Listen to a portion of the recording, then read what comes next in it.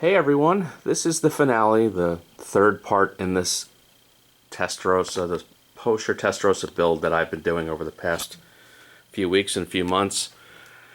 If you've seen the other videos, I bought this a few months ago at a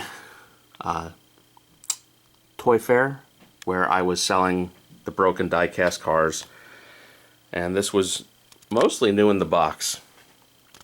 Over the past few months I've kind of sourced all the missing parts and installed a series of upgrades, and well, this is it.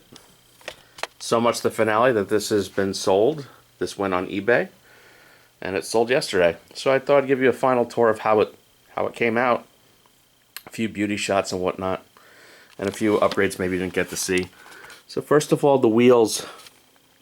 They came kind of like a real car, like curb rashed. A couple little chips in the finish. And the stock finish was a little too bright, almost like a polished stainless steel kind of finish. So I did a very, very light sanding and painted the wheels.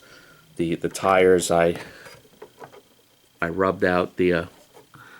Ignore that phrase, rubbed out, but I took some sandpaper and rubbed the tread down to make it look like it had been driven on. So it always comes out nice.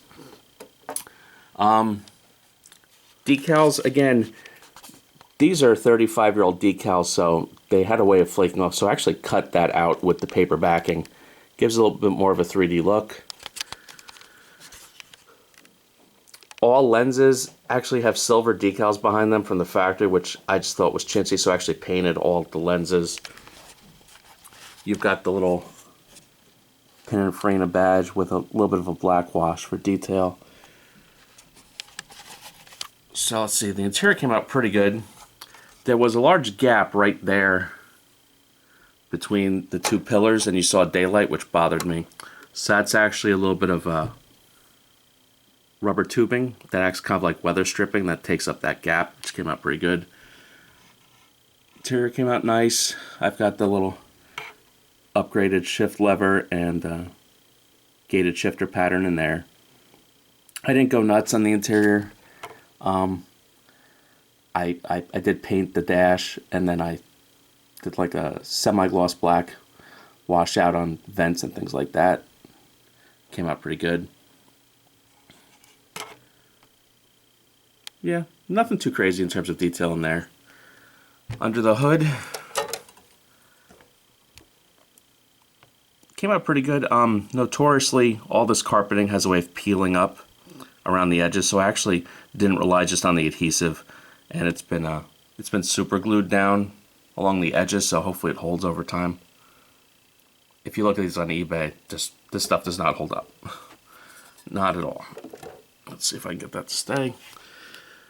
Here's your flop pop-up headlights, and again, painted from behind instead of just using a dumb decal. Fitment is not the greatest on this hood. They're never very good.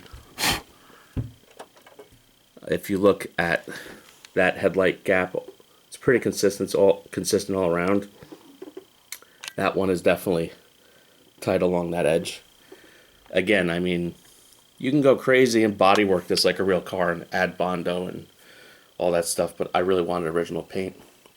Speaking of bad body gaps, I mean, look at that. That is bad, but it's pretty close at this back edge.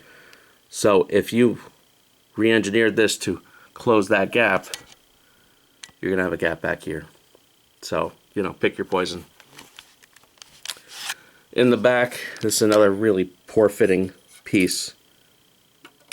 It should really hug up much tighter, but this is the second one I have because the first one I tried to heat up and melt a little bit to make it more pliable, and it deformed. So it is what it is.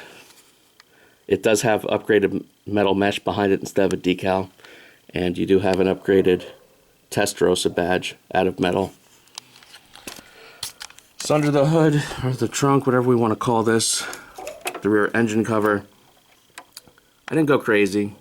I do have the upgraded metal intake plenum covers, I guess you'd call those. Ignore the barking dogs. Again, pretty close to box stock, but a little bit better. So this did sell yesterday for $700, which at that price I'm not mad at it. I mean, I definitely have some time and some money invested in it, but I think that's a fair price, and shipping this will be less than fun. I made it clear in the auction, like, hey, if you're the type of person to automatically hit return without contacting me because a mirror fell off, don't bid. You know, you get people like that that won't even take care of a mirror that fell off, and this has, you know, 500 or 600 pieces. So, you know, almost no matter how delicate I am, something's going to fall off in transport, but that's the joys of dealing with people on eBay. So with it, I'm going to include the owner's manual, you know, the build sheet. I've got a little simulated window sticker and a couple floor mats. So I don't know, it was neat to build.